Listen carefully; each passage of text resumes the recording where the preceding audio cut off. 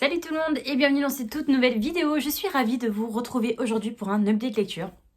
J'ai commencé cette année 2024 plutôt bien étant donné que je suis actuellement en train de lire ma 7e lecture, ce qui est plus que très bien parce que j'ai fini l'année 2023 avec une panne de lecture qui a duré quand même presque 2-3 mois. Donc forcément je reviens aujourd'hui pour vous parler de mes 4 premières lectures de cette année 2024.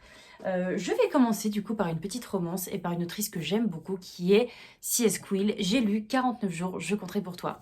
Ici nous suivons une jeune femme qui compte les jours à chaque début de relation. Et à partir du 49e jour, on est sur... pas une rupture, mais c'est un peu impossible pour elle d'aimer au-delà de 49 jours. Et c'est vrai que j'ai eu du mal à me mettre dans ce roman parce que je me suis demandé en fait quel était l'intérêt de ce bouquin, à quel moment tu juges qu'une relation est stable et ne doit pas aller au-delà de 49 jours. C'est même pas 2 mois, donc en soi je trouvais ça un petit peu ridicule et j'avais du mal à me mettre dans ce côté très fusionnel. Là le personnage du coup qui s'appelle Bryn rencontre Sawyer qui est un photographe et du coup ils se rencontrent et c'est pas l'amour fou le jour où ils se voient, mais disons qu'ils décident de se mettre ensemble, de se mettre ensemble à partir du moment où ils se rencontrent et voilà, de fil en aiguille ils vont se voir tous les jours et tout et les sentiments commencent à naître. Mais j'aime les relations en fait où on voit les choses venir, j'aime les relations qui prennent du temps et là forcément on est dans un sens totalement inverse. La relation est là directement, on n'a pas le temps de se mettre dedans et on apprend à s'aimer comme Sawyer apprend à aimer Bryn et l'inverse. Et je suis tombée un petit peu dénue parce que forcément, le début pour moi était compliqué, le milieu même était compliqué, mais tout au long du roman, tu vois qu'il y a quelque chose qui ne va pas forcément. Il y a un truc qui cloche. Il y a ce non-dit, il y a ce petit secret qui fait que tu as envie d'aller jusqu'au bout du roman. Et j'ai bien fait d'aller jusqu'au bout du roman parce que forcément à la fin on se rend compte que c'est beaucoup plus profond et ça va au-delà de ce que moi j'imaginais et j'ai été vraiment ravie de cette fin de bouquin qui est dure à lire, qui n'est pas évidente, mais j'ai plutôt bien aimé. On est sur 500 pages de romance en fait et de relations. On apprend à aimer, on apprend à s'accepter soi-même. On a beaucoup de choses qui est mis en avant dans ce bouquin.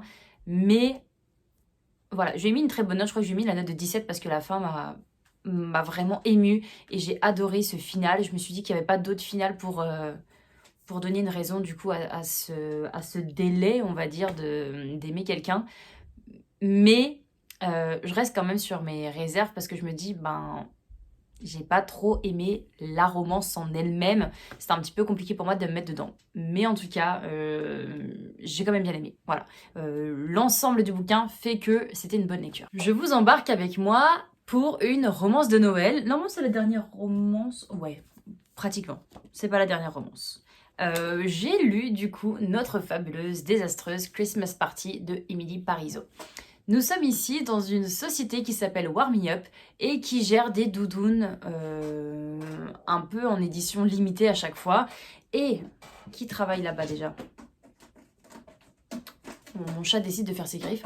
Nous sommes dans la société, du coup, on va suivre Blair qui, elle, devient, du coup, on sait pas trop comment, mais l'assistante du directeur qui devra organiser la soirée de Noël de la boîte en fait, sauf qu'elle n'est pas forcément fan de Noël quoi, elle déteste pas non plus Noël, mais c'est pas une grande femme et du coup elle voit pas forcément l'intérêt que son patron a envers cette période.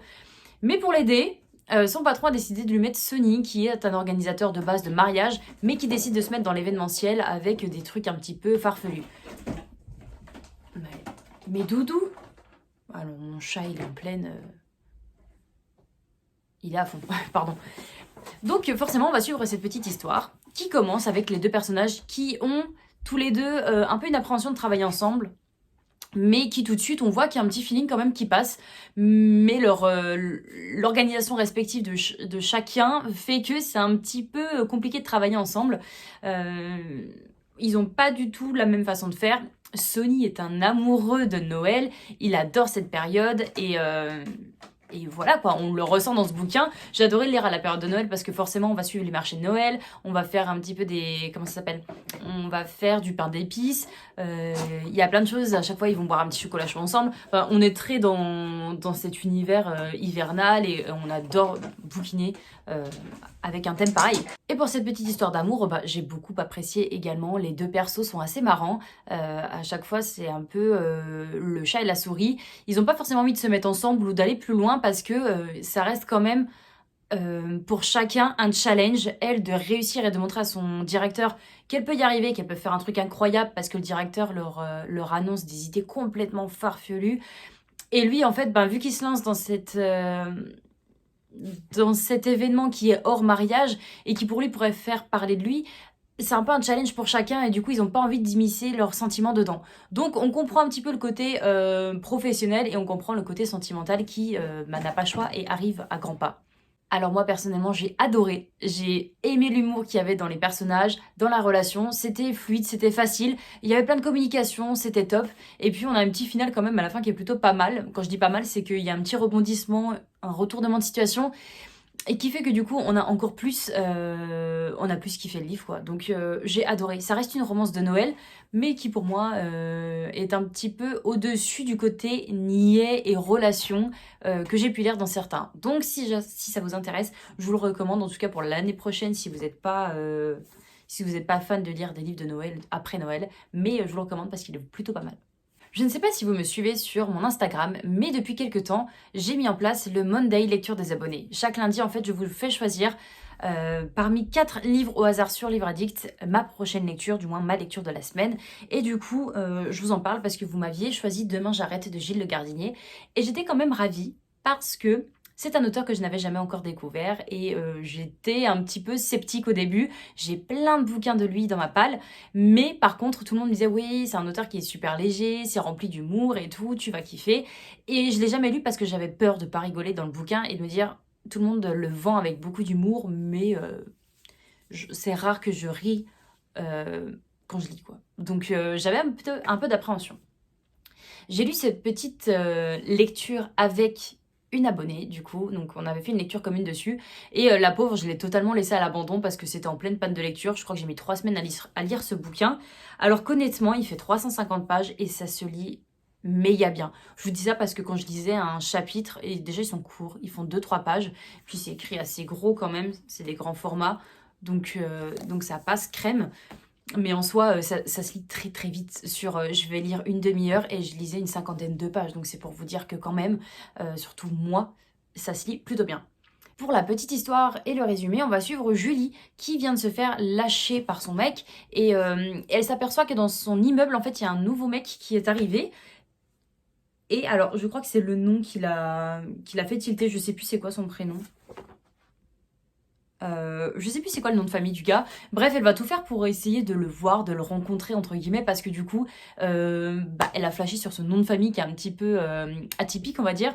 Et elle va se retrouver dans des situations complètement farfelues. Elle va se coincer la main dans sa boîte aux lettres, alors que le mec arrive au même moment. Il y a plein de choses comme ça qui du coup nous poussent un petit sourire quand même. Et voilà, c'est une histoire de Julie qui essaye de voir ce voisin, Ricardo, et qui se fait une idée de lui, qui fantasme sur ce mec qu'elle n'a jamais vu encore. Et voilà, donc c'est l'histoire en fait de ça. C'est une histoire qui se passe principalement dans cet immeuble. Et comment dire, alors forcément l'histoire elle était un peu chill. Voilà, c'est une histoire qui se lit bien, c'est assez tranquille comme bouquin. Moi, j'ai bien aimé la petite romance qu'il y avait parce qu'on est quand même sur une fille qui fantasme déjà sur un mec avant de l'avoir vu.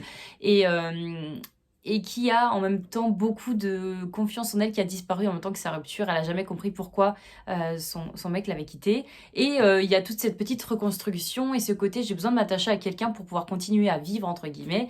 Et c'est dit d'une façon très légère. Et alors c'est pas pour critiquer ou quoi que ce soit, mais c'est vrai que venant d'un auteur garçon, je pensais pas que c'était possible du coup d'avoir autant de comment dire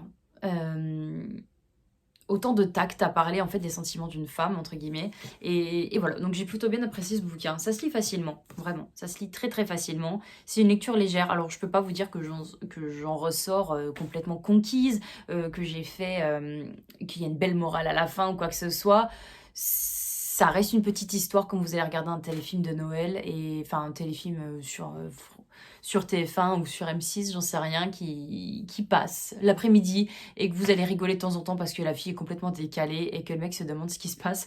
Mais voilà, ça reste une petite histoire sympa. Je pense que je vais suivre du coup les aventures de Mister Gilles le Gardinier parce que j'en ai d'autres de bouquins de lui.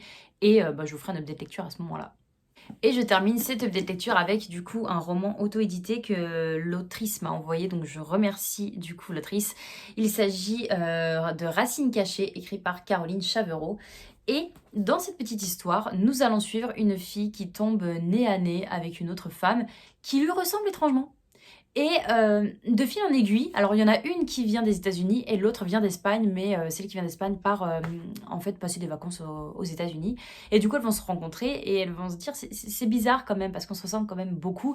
Et elles vont s'apercevoir au fil de discussion et en sachant que l'une d'entre elles a déjà mené des recherches, qu'en fait elles font partie d'un, comment on appelle ça,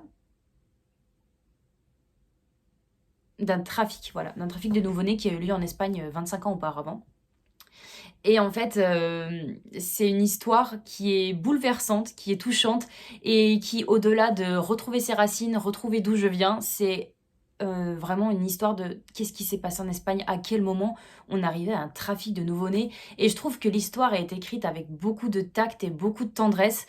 On a toutes nos révélations. On a des chapitres qui sont assez courts, qui se lisent méga bien. Les personnages, on a envie de les serrer dans nos bras tellement, en fait, il nous faut mal au cœur. On va suivre principalement, je crois qu'elle s'appelle Sarah. Ouais, c'est la fille qu'on va suivre principalement qui part du coup en Espagne chercher ses racines et chercher des réponses à tout ça, puisqu'elle se rend compte qu'en fait elle a été adoptée et que ses parents lui ont jamais rien dit. Entre secret de famille du coup, trafic, on est en Espagne. C'est un bouquin que je peux vous conseiller limite en été parce que elle va rencontrer pas mal de monde et on va découvrir quand même pas mal de côtés culinaires. Du coup, en Espagne, ils vont faire des petits bars le soir. On voit qu'il fait chaud, qu'ils ont du mal à, qu'ils ont du mal à s'adapter en fait à la vie espagnole. Et non, honnêtement, j'ai beaucoup, beaucoup apprécié ce bouquin. Ça se lit très bien. Je suis heureuse de l'avoir lu parce que j'en ai appris encore plus sur l'Espagne et j'en avais jamais entendu parler auparavant. Donc du coup, ça me fait encore plus de culture pour moi. Et ce bouquin révèle énormément de choses dessus. Euh, Ça peut aller vraiment de tout, du parent du coup qui a envie d'adopter et qui du coup par facilité et qui a de l'argent peut acheter un nouveau-né comme ça, comme si de rien n'était. On va suivre aussi quand même pas mal d'églises qui ont travaillé du coup dans ce trafic et qui ont du coup permis à beaucoup de monde de se débarrasser de certains enfants et de se faire de l'argent sur le dos des parents qui voulaient absolument adopter sans savoir que derrière en fait on volait quand même pas mal de nouveau-nés. Donc il y a plein de choses comme ça, c'est touchant, c'est bouleversant. C'est rempli d'histoires, c'est rempli de personnes qui cherchent des réponses. Et on est surtout sur des milliers et des milliers d'enfants qui recherchent leurs racines. Et on va suivre ce petit groupe, du coup, qui n'auront pas tous leurs réponses avant de mourir. Mais voilà, je vous le conseille si ça vous tente. Et bien voilà, nous sommes sur un petit update de lecture qui est terminé. N'hésitez pas à me dire quel livre vous tente le plus parmi ces quatre, ou si vous en avez déjà lu un. Mettez-moi un petit livre, voilà, en emoji pour reprendre le bon rythme des updates de lecture. Je vous souhaite de passer un agréable dimanche. On se retrouve la semaine prochaine pour une toute nouvelle vidéo. Et à très vite. Ciao!